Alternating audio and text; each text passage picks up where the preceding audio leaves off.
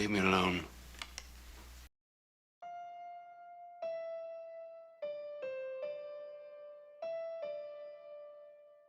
Do you know who I am?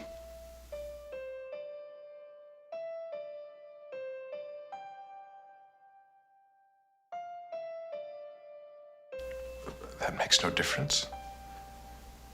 All men are equal in God's eyes.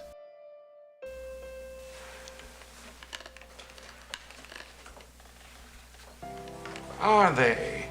You can't compare pre-1980 with Oh, yes, you can. with the modern Yes, you NBA. can. No, you cannot. Put Jerry West right there too at 18. I don't really have that much to say about Jerry West. I've never seen Jerry West play before in my life. I don't really like listing people that I've never seen before because I feel like these guys don't matter. But Jerry West is on the logo. You know, he's probably the most winning loser the NBA has ever seen.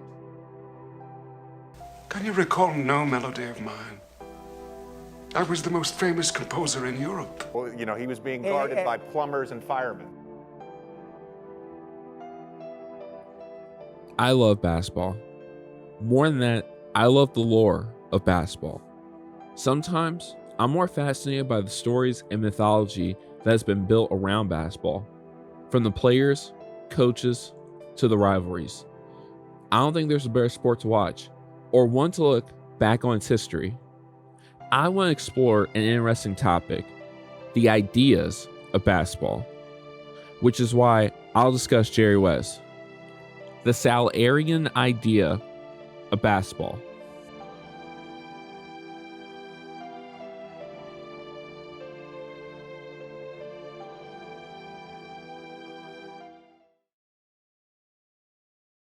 No one wants to be second in life and in sports. Being second best means you lose, and no one wants to. It also means that a lot of your achievements and accomplishments may get overlooked because they weren't dominant, historic, or didn't end up with you hoisting the trophy. It's incredibly hard getting to the final stage. It's an accomplishment that shouldn't be overlooked, but it is. For the simple reason being, at the end of the day, all that matters is winning. Like Herm Edwards said, you play to win the game. and for Jerry West, there's always something or someone keeping him in second. You may be asking, what does Salierian mean? Let me explain. Antonio Salieri was a famous Italian music composer of the 18th century. Some of the people he had as his students were Beethoven and Mozart. But after his passing, much of his music and interest in the composer went away. Someone who was very important in music was now being overshadowed and forgotten, while other composers' legends grew each day. Jerry West's career as a basketball player falls in much of the same regard as Salieri, one of the most important figures in basketball's first great era, being overshadowed by his contemporaries. They come first, and Jerry comes second. Jerry West was entering the NBA as one of the best prospects of the 60s. He came in after having a stellar career at West Virginia University, having competed in the NCAA championship game in his junior year and losing by 1 point. He also helped co-captain the 1960 U.S. men's basketball team, a team so legendary the team is now in the Basketball Hall of Fame. Jerry West would enter the NBA draft in 1960. He would be the second pick in the NBA draft, as the Cincinnati Royals would take Oscar Robertson. Because no matter how good Jerry was, there was always someone out there better than him. Jerry would be drafted by the then Minneapolis Lakers, but the team would move shortly to Los Angeles, becoming the team's first pick after relocation. Jerry West was joining a team led by Elgin Baylor, the superstar of the team and one of the most influential players in history. While when he first got there, Jerry was very shy and nervous in this new environment, his play on the court, exact opposite. Jerry was showing he was already phenomenal within his first year, and the dynamic between Jerry and Elgin became known as Mr. Inside and Mr. Outside. Year 2 helped to show not only West's innate leadership abilities, Elgin would be called by the U.S. Army Reserve, but it also showed how much of a clutch performer he could be, hitting important late game shots. Chick Hearn, the Lakers announcer, would dub West Mr. Clutch, a nickname that stuck with West for his life.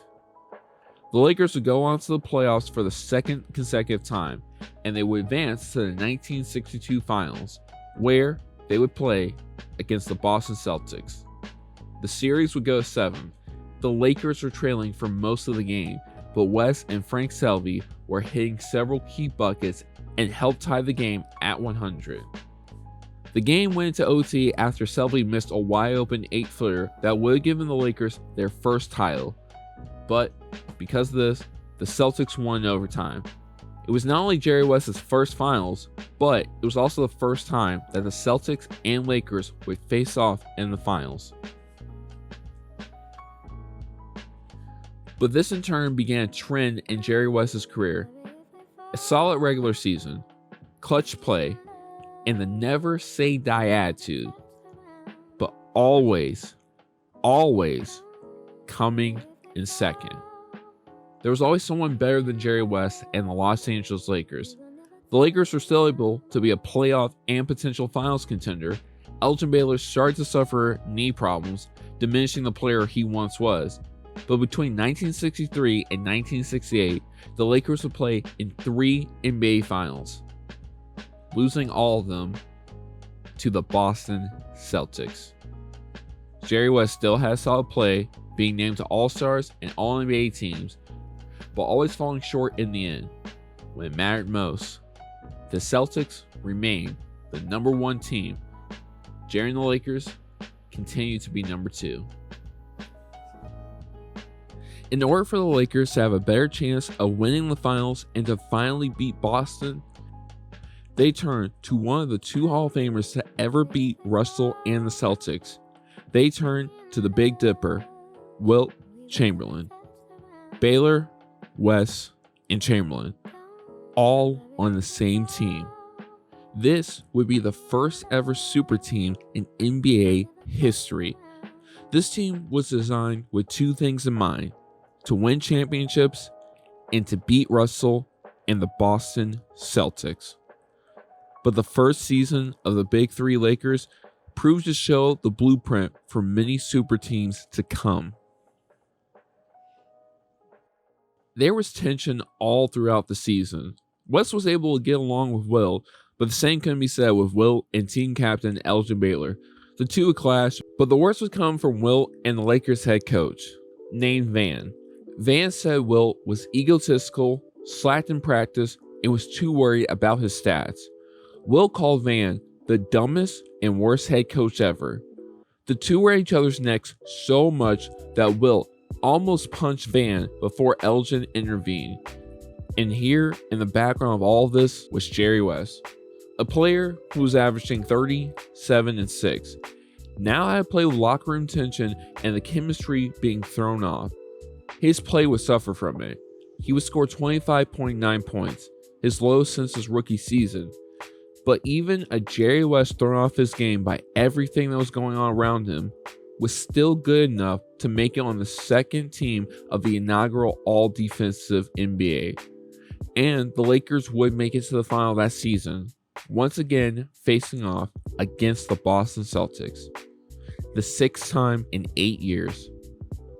The Celtics were very different this time. They only won 48 games this season, and this would be Bill Russell's last year as a basketball player. And even with all the infighting, the Lakers still won 55 games and were considered the heavy favorites to beat the Celtics. The series, as always, would go as 7. West would admit to Russell before Game 1 that he was exhausted, but West was still able to score 53 and 41 in Games 1 and 2. But because of that, the Celtics started to double team West, and that exhaustion started to show. This helped slow down the Lakers as the Celtics tied the series. In Game 5, West would go for a late game ball that really didn't mean anything because the Lakers were beating the Celtics by 13 points, but it was just West's attitude to do everything he could in his power. So West went after the ball, and he pulled his hamstring badly. He still scored 26 points in Game 6, but the Celtics would win. In a now infamous moment, Game 7 was going to be held in LA in the Forum Center. Sensing victory even before the game began, Lakers owner Jack Kent Cooke ordered thousands of balloons to be in the rafters to celebrate the Lakers' victory. The Celtics saw this and used it as motivation. West himself was angered by this. The Lakers were trailing for much of the game, but West wouldn't give up. He was helping keep the Lakers in the game. And by the end of it, West would have a triple-double, 42 points, 13 rebounds, 12 assists. The final, 108-106. Boston, 108. Lakers, 106. Despite his best efforts, Jerry West and the Lakers came in second again. 1969 just also happened to introduce the NBA Finals MVP, which has now been renamed to the Bill Russell Finals MVP. So with that in mind, it would make sense that in his final year and the inaugural year in which they introduced the award, that Russell would win the Finals MVP. Nope. The first Finals MVP in NBA history was Jerry West. Despite being on the losing team, West's contribution to the Lakers that series was so valuable, so needed, that no other player did more to help their team than West. He was first, while coming in second. After the game, Russell would hold Jerry West's hand, and Celtics legend John Havlicek said to him, "I love you, Jerry."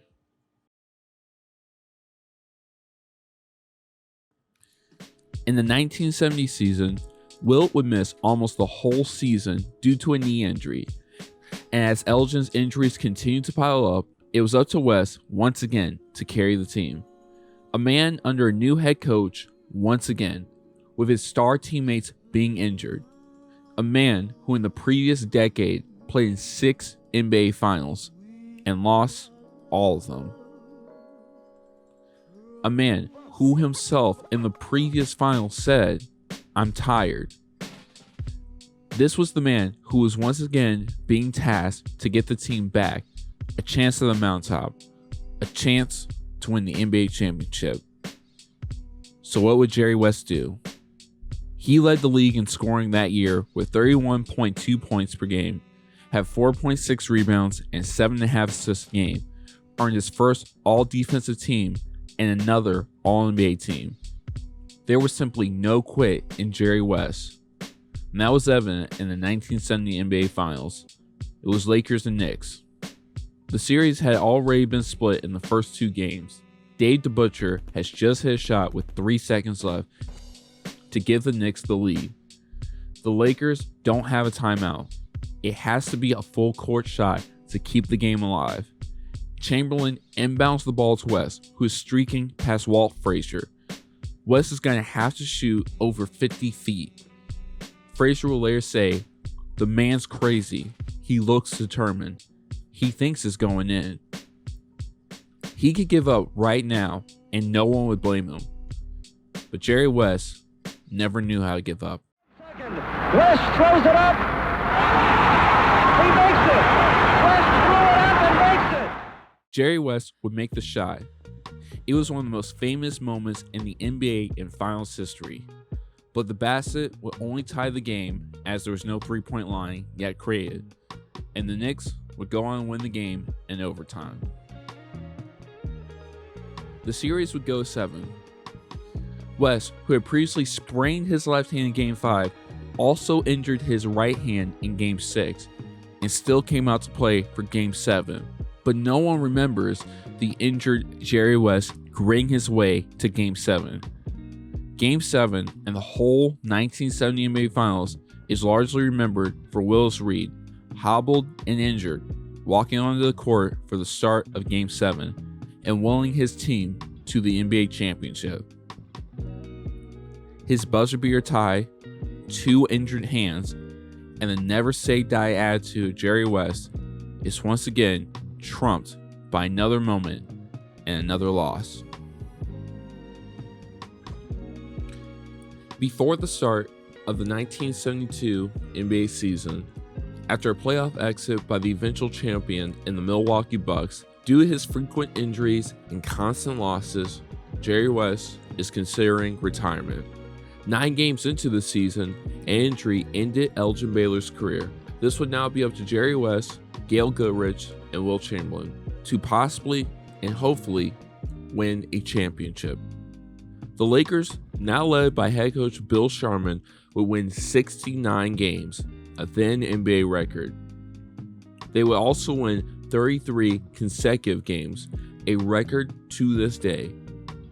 West would have 25.8 points, 9.7 assists, a league high. He was an all-star, all-defense, and all-NBA first team. He would also be named to the All-Star Game MVP. Jerry West was winning, but now it was time to see if he could win when it mattered most. The Lakers would reach the NBA Finals, going up against, once again, the New York Knicks. The series was tied at 1 as West had bad games 1 and 2. He bounced back to score 21 points and helped lead LA to win Game 3. In Game 5, up 3-1 to the Knicks, West would score 23 points and 9 assists to help close out the Knicks and win the NBA championship. He had finally done it. After 12 long years in the league, loss after loss after loss after loss, Jerry West could now officially call himself a champion, but he admitted he had played a bad finals. After so many heroics, clutch moments, and being the glue to hold everything together when it looked like it would fall apart, his team won in spite of him. I played terrible basketball on those finals, and we won. It was particularly frustrating because I was playing so poorly that the team overcame me. Maybe that's what a team is all about. West would play 2 more seasons, one being after another finals loss to the Knicks, and another one being an early playoff exit to the Bucks. After that, he would retire. He had 14 All-Stars, 12 All-NBA teams, and 5 All-Defensive teams.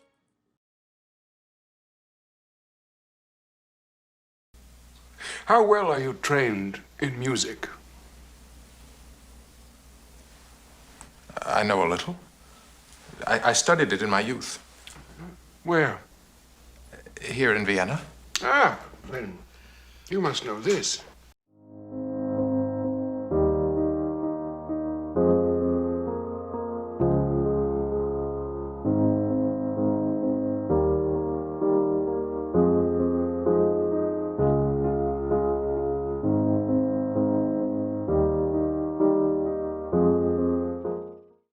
What is it? It was a very popular tune in its day. I wrote it. Here. How about this?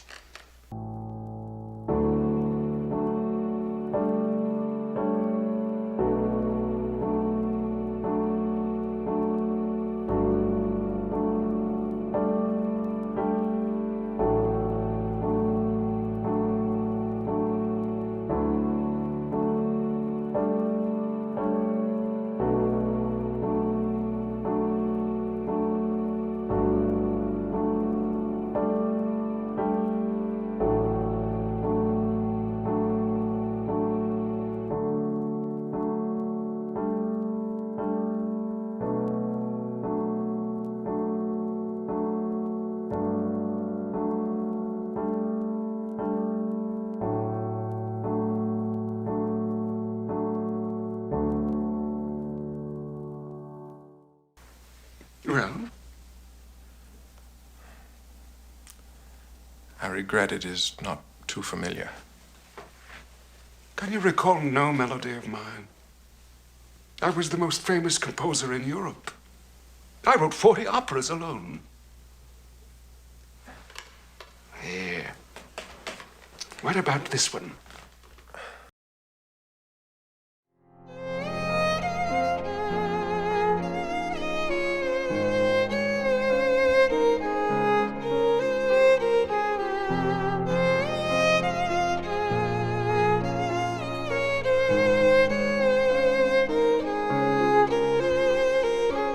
Papa. Yes, I know that. Oh, that's charming. I'm sorry, I didn't know you wrote that. I didn't.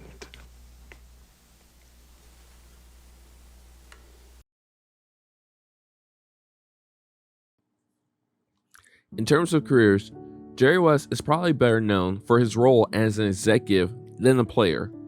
He played a pivotal role in building the Showtime Lakers of the 80s. He helped build the Lakers dynasty of the 2000s when he traded the draft rights of Kobe Bryant and acquired Shaquille O'Neal in free agency. He won 2 Executive of the Year awards. He turned the Grizzlies into a playoff team and has been a team executive of the 2010 Golden State Warriors and the Los Angeles Clippers of today. Seems like no matter where he goes, success follows.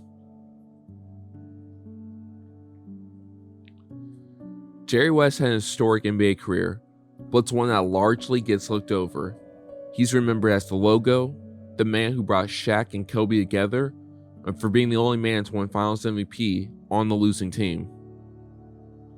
He was a hard worker, fundamentally sound, and had a heart that only Bill Russell could match.